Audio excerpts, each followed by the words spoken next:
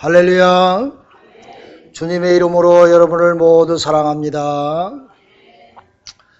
금요일날 저녁에 우리 기도 시간에 모인 분들이 자기 개인의 기도 제목을 내어놓고 서로 손에 손을 맞잡고 둘러앉아서 서로를 위해서 기도해 주었습니다. 둘 이상 모여서 기도할 때 하나님 함께 하시고 응답해 주신다고 하셨는데 우리 기도가 다 하나님 보좌에 연락되어져서 우리에게 축복으로 임할 줄로 믿으시기를 간절히 바랍니다. 성경에 보면은 구하라 주신다고 말씀하셨습니다. 성경의 인물 가운데 주책 없이 주세요 주세요 하나님 주세요 이렇게 애걸복걸하면서 늘 부르짖는 막 달라고 얘기하는 여인이 있어요. 그 사람의 이름 뭔 줄 아세요? 막달라 마리아입니다. 하나님께 얼마나 달라고 그러는지 마구 달라고 그래서 이름도 막달라 마리아가 되었고 그가 예수님의 부활의 첫 증인이 되었습니다. 할렐루야. 오늘 본문의 말씀 보면은 예수님의 부활을 부인하는 사람이 많다고 그랬지요. 아직도 부인하는 사람이 많이 있습니다. 이런저런 이유로. 그러나 이 막달라 마리아는 하나님의 부활을, 주님의 부활을 증거하는 첫 번째 증거자가 되었던 것입니다. 여러분, 막달라 마리아는 어떤 사람입니까? 누가복음 8장 2절에 보니까 7가지 귀신이 들렸던 여인입니다. 귀신 들린 사람이었어요. 그것도 한 가지가 아니라 7가지씩이나 들렸으니 그 심각성을 이루 말할 수가 없었을 것입니다. 아마 머리는 산발이 되었을 것이고 얼굴과 몸은 다 피투성이였을 것이며 고통과 괴로움 속에서 다니면서 괴성을 지르고 다니었었고 자기에게 해를 끼침을 물론이요 남에게까지 해를 끼치는 그런 귀신 들린 사람이 되었었습니다. 7가지 귀신이 들렸으니 아마도 고통하는 고통 귀신, 아픔 귀신, 남을 파괴하는 파괴 귀신, 시기와 질투 귀신, 광폭한 귀신, 미움의 귀신, 죽음의 귀신들이 이 여인을 사로잡아서 사람 노릇하지 못하게끔 그렇게 만들었을 것입니다. 얼마나 비참했겠습니까? 그런데 그 여인이 주님을 만나고 귀신이 다 물러가고 병고침을 받아 온전한 사람이 되어서 사람 대접을 받게 되었습니다. 할렐루야, 할렐루야. 얼마나 감사했겠습니까? 얼마나 감사하고 그 빛을 무엇으로 다 갚을 수가 있었겠습니까? 자기를 악한 귀신이 죽음의 손에서 시달리게 했었는데 주님께서 자기를 구해주셨으니 그 후에 이 막달라 마리아는 주님을 열심으로 쫓아다녔습니다. 주님께 충성하였습니다. 그녀의 삶의 목적이 예수님에게 있었습니다. 주님이 자신의 삶의 전부였습니다. 주님을 자기 목숨보다 더 귀하게 여기며 사랑하였던 것입니다. 주님과 함께하는 시간은 평안한 시간이요 기쁨의 시간이요 감사와 감격의 시간의 연속이었던 것을 막달라 마리아는 경험하였던 것입니다. 자신의 값진 옷값을 깨서 주님께 드려도 아깝지 않는 그런 자기 몸과 마음과 정성을 다하여 주님을 뜨겁게 사랑하는 그런 여인이 되었습니다. 아마 옆에서 지켜보고 있던 베드로와 제자들이 가룟 유다가 질투가 날 정도로 이렇게 이 막달라 마리아는 주님께 충성하였을 것입니다. 그러던 어느 날 자기가 사랑하는 주님 예수님께서 십자가를 지시고 골고다 언덕에 올라가시며 모진 채찍을 맞으시고 십자가가 무거워 쓰러지고 또 쓰러질 때에 그녀의 마음은 무너졌을 것입니다. 죄 없으신 분인데 그렇게 좋으신 분인데 어찌하여 이렇게 고통을 받고 골고다 언덕을 올라가시냐. 그녀는 생각할 때마다 눈물이 흘러나와 지체할 수가 없었습니다. 실로 그녀는 주님의 고난과 고통의 모습을 옆에서 지켜보면서 너무나 마음이 아프고 슬퍼서 계속 울었다고 했습니다. 그녀는 눈이 퉁퉁 부을 정도로 주님의 고통의 십자가를 보는 순간 이 막달라 마리아는 울었습니다. 주님이 죽으신 후에 마리아는 밤잠을 자지 못했습니다. 새벽 동트기만을 기다리다가 맨 먼저 이 마리아는 죽으신 예수님의 몸에 향유를 바르려고 무덤을 향해서 달려가고 있었습니다. 무덤에 가보니 이미 돌문은 사라지고 무덤의 문은 열려 있었습니다. 무덤에 들어가면 예수님의 시신이 어디로 가버린지 없었어요. 천사가 그곳을 지키고 있는 겁니다. 그 천사에게 그 천사가 그녀를 보고 말하기를 내가 예수를 찾는구나. 이곳에 계시지 아니하고 너희에게 이른 대로 이미 갈릴리로 예수님은 가셨느니라 이렇게 말하는 것입니다. 마리아는 이 말 듣고 큰일 났습니다. 누가 우리 선생님의 시신을 훔쳐갔을꼬? 빨리 가시 그 서심낮에도 찾아야지. 서둘러서 무덤을 나오는데 동산지기 같은 사람이 자기 앞길을 막는 것입니다. 여자여 어찌하여 울며 누구를 찾고 있느냐. 그윽한 얼굴로 그녀를 바라보면서 하시는 말씀, 마리아는 계속 심하게 울고 있었던 것입니다. 여기 성경에 보면은 마리아가 운다는 말은 보통 말이 아닌 것입니다. 헬라어로 클라리오라는 말을 썼습니다. 클라리오라는 말은 조용히 눈물을 흘리며 슬퍼하는 것이 아니라 감정을 억제하지 못하여 큰 소리로 통곡하는 울음의 뜻을 말하는 것입니다. 억제하지 못해서 주님이 없어짐으로 말미암아 주님의 죽으심으로 말미암아 자기의 소망 되신 주님을 생각할 때에 통곡하면서 울었다 이렇게 클라리오라는 말을 썼던 것입니다. 그러므로 마리아는 주님을 깊이 사랑하며 마음으로 너무나 참을 수 없는 그런 심정 가운데서 펑펑 눈물이 주체 없이 나왔습니다.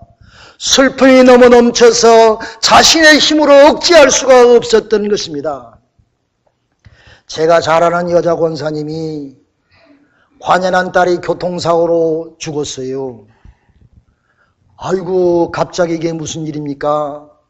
그 권사님은 앉으면 웁니다. 그 다음부터. 언제 시작했는지 눈물이 쏟아집니다. 그렇게 3년을 울었대. 앉으면 그냥 눈물이 나오더래. 앉는 순간 시작. 언제부터 나오는지 눈물이 벌써 자기 눈물을 얼굴을 적신다고 합니다. 얼마나 슬프면 그러겠습니까? 마리아도 주님의 죽으심을 보고 그렇게 슬퍼했다는 것입니다. 주여 당신이 우리 선생 예수를 옮겨갔으면 내게 이루어주소서 내가 가져가리이다. 그 말을 듣고 그 동산지기 같은 사람이 예수님이었어요. 예수님이 그 여인에게 말하기를 마리아야 이렇게 불렀습니다. 자기 이름을 듣는 순간 옛날에 들어봤던 음성이었습니다. 예수님이 평소에 자기를 불렀던 부드러운 음성으로 마리아야 이렇게 부르는 모습을 볼 때에 깜짝 놀라고 보니까 예수님이십니다. 주여 하고 랍비여 하고 놀려가는 순간 주님께서 말씀하시기를 마리아야 나를 만지지 말아라. 마리아는 너무 감격하고 기뻐서 이제 뛰어가서 제자들에게 예수님이 부활했다는 말씀을 증거하게 됐습니다. 그녀는 정말로 주님을 열망하며 사랑했던 사람입니다. 그의 생명의 말씀에 완전히 붙잡혀 사는 사람이었습니다. 하나님의 아들 예수님의 말씀대로 늘 순종하며 그분을 자기의 삶의 목적으로 삼고 살았던 것입니다. 그녀는 부활하신 주님을 맨 처음 증거하는 첫 번째 증인이 되었지요.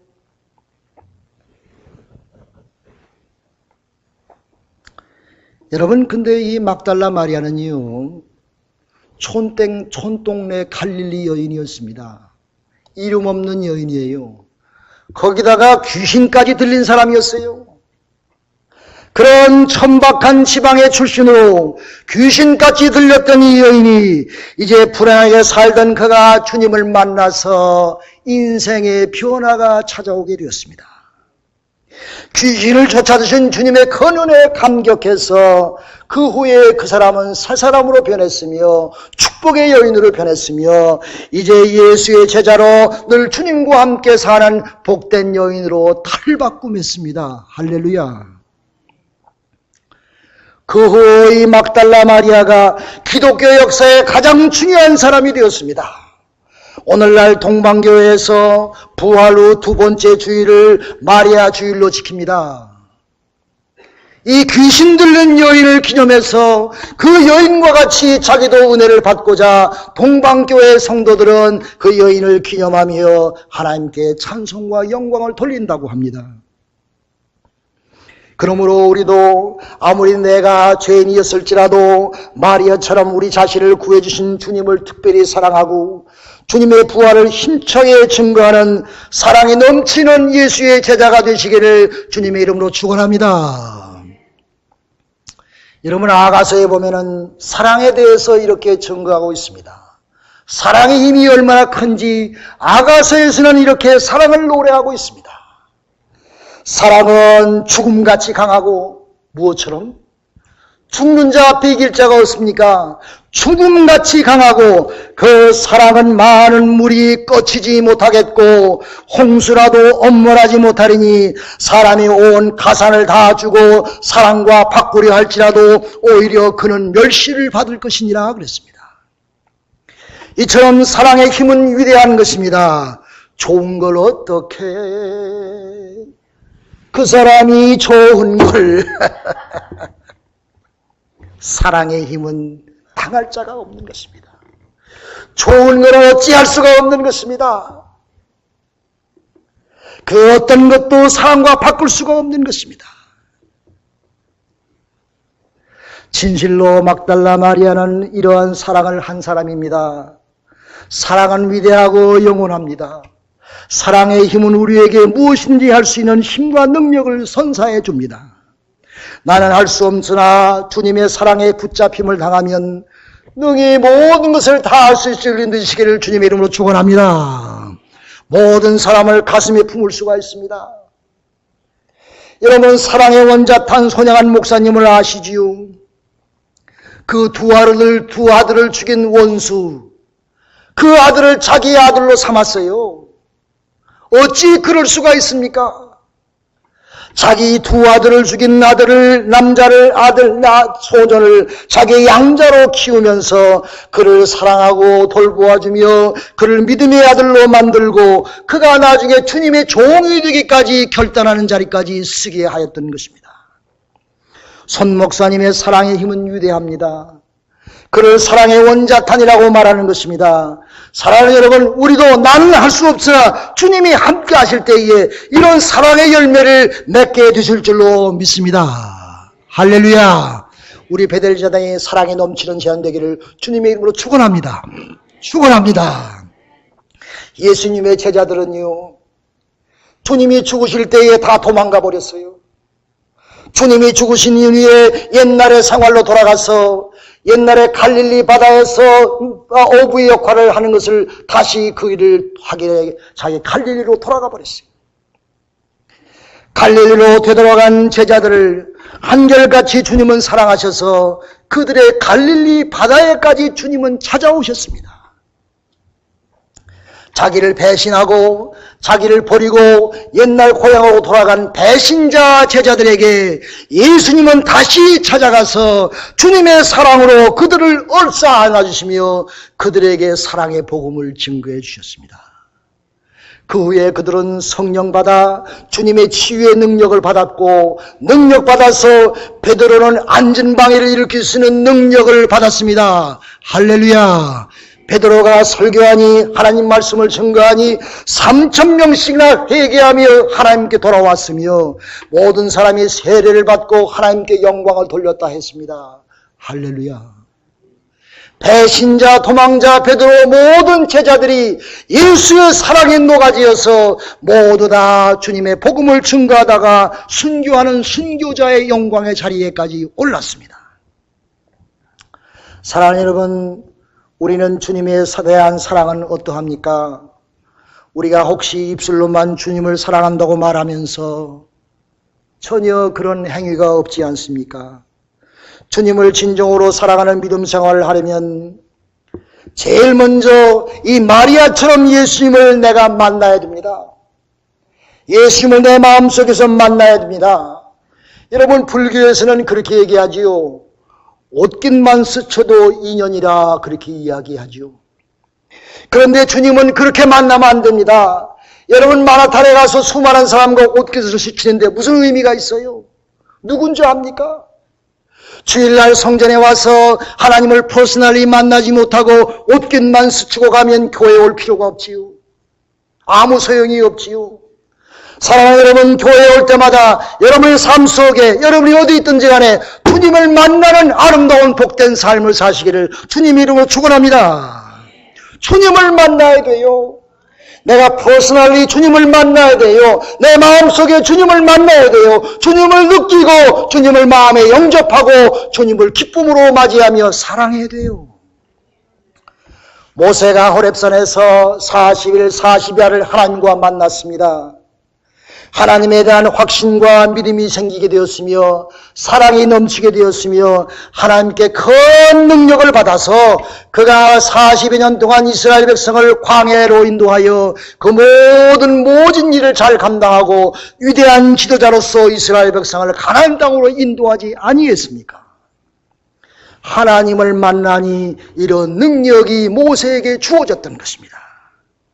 야곱은 약탈자입니다. 수단꾼입니다. 아주 꾀가 많은 사람입니다. 그런 야곱이 이제 형님의 칼에 놓여져서 죽음의 길로 갈 때에 너무 답답해서 약복강가에서 엎드려서 회개기도 했습니다. 하나님, 나를 용서해 주옵소서. 나는 욕심장애입니다. 나는 야근 사람입니다. 나는 재주가 많습니다. 나는 형님을 속여서 장자권을 도적질했습니다. 야곱은 하나님 앞에 자기의 인생을 놓고 회개하며 기도하니 하나님이 야곱을 만나주셨습니다. 천사와 씨름하여 환도뼈가 나갈 정도로 간절한 마음으로 천사를 붙잡고 늘어지니 야곱이 이스라엘이 되었습니다. 할렐루야.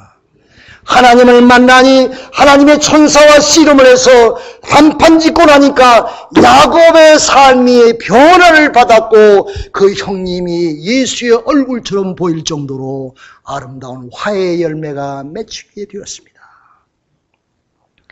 다윗은 수많은 죽음의 고난 중에서도 하나님을 만났습니다. 사울왕이 얼마나 다윗의 생명을 노렸습니까? 그러나 그런 중에서도 이 다윗은 하나님이 함께 하심을 믿으며 하나님을 만나서 그가 고백하기를 시편에 보면 그가 이렇게 고백했어요. 나의 힘이 되신 여호와여, 내가 주를 사랑하나이다. 할렐루야. 다윗은 자기의 영혼으로부터 나오는 고백으로 나의 힘과 능력이 되시며 방패가 되시고 요새가 되신 하나님이여, 내가 주를 사랑하나이다. 그는 성경에 보면 하나님의 마음에 합한 자라 그랬습니다. 이스라엘의 왕이 되어 역대 중에 가장 위대한 왕으로 칭송을 받았으며 아직도 이스라엘 백성들은 다윗과 같은 왕이 메시아가 오기를 기다린다 하지 않습니까? 사랑하는 여러분, 예수를 개인적으로 만나시기를 바랍니다. 어떻게 하면 만나느냐? 회개하면 만납니다. 하나님 앞에 여러분의 죄를 내어놓고 회개하세요. 진정한 몸으로 나의 죄를 내어놓고 회개하면 하나님은 그 자리에서 우리를 만나게 될 줄로 믿습니다.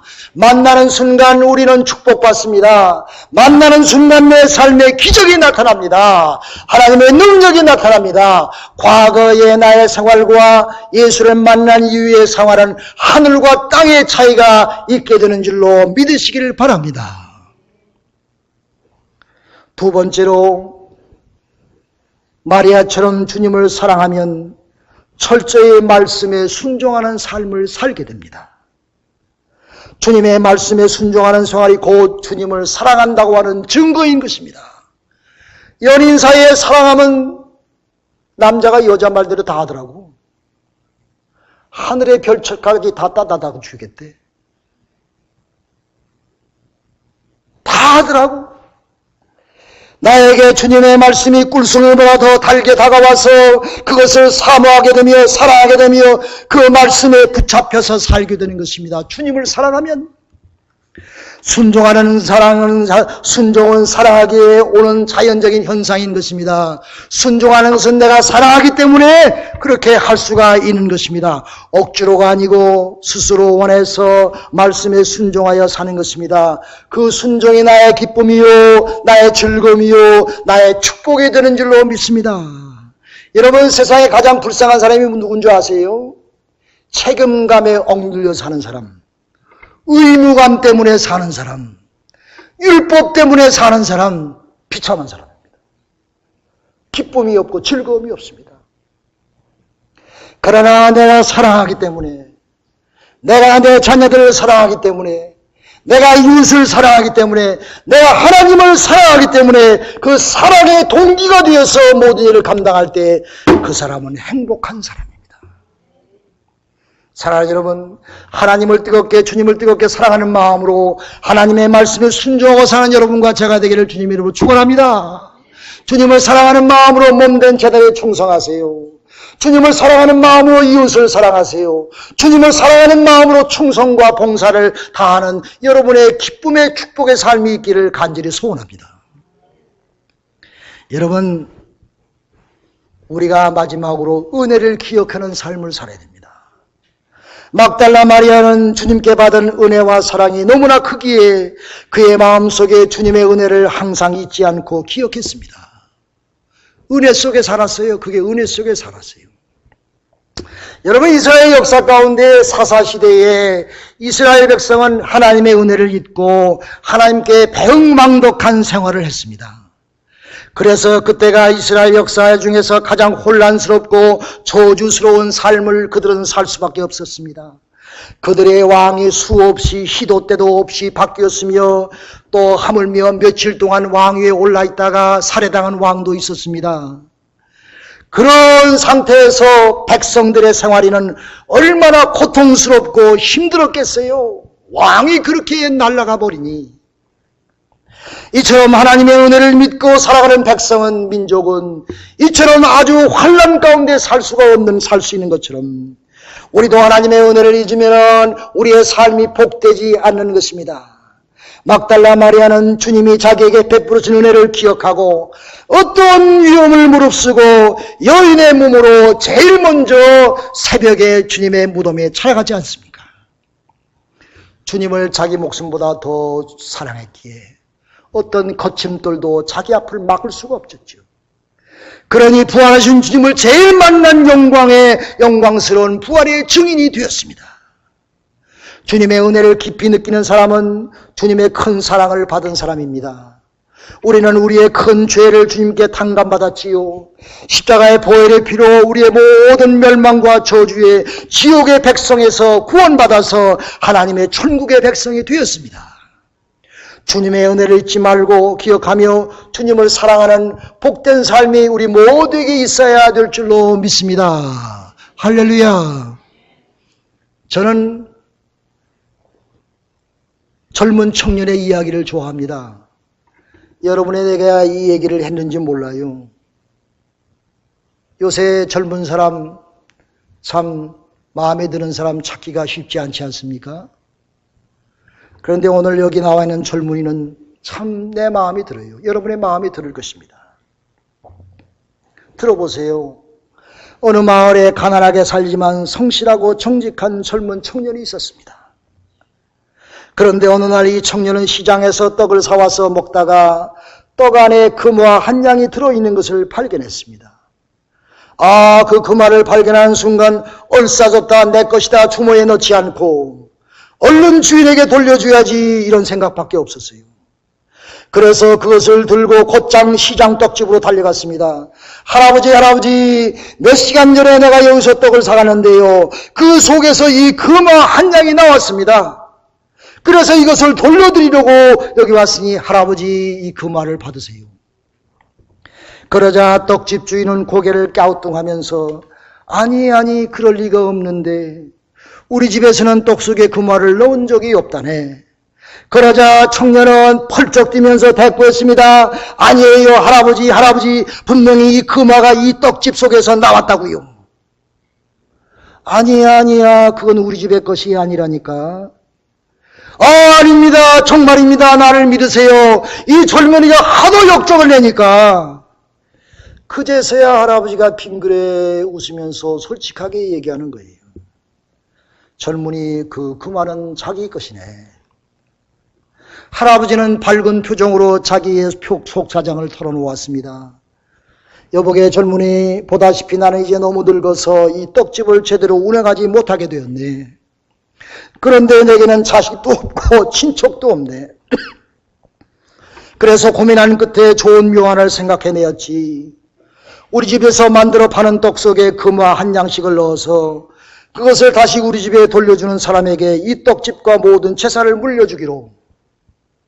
그런데 이상하게도 몇 달이 지났는데도 이제껏 단 한 사람도 그 금화를 나에게 돌려주는 사람이 없었다네.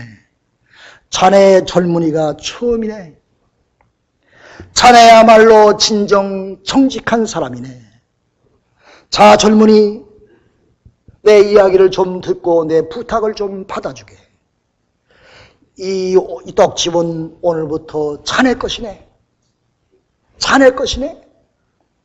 이렇게 말하면서 이 할아버지는 눈물을 흘리며 그 젊은이를 포옹하며 감싸주며 자기의 모든 사랑으로 그 젊은이를 감싸주었습니다. 할렐루야.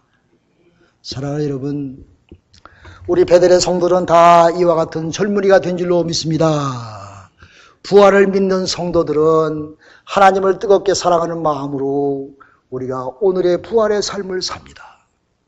이런 축복된 삶이 우리 모두에게 있기를 주님의 이름으로 축원합니다. 기도합시다.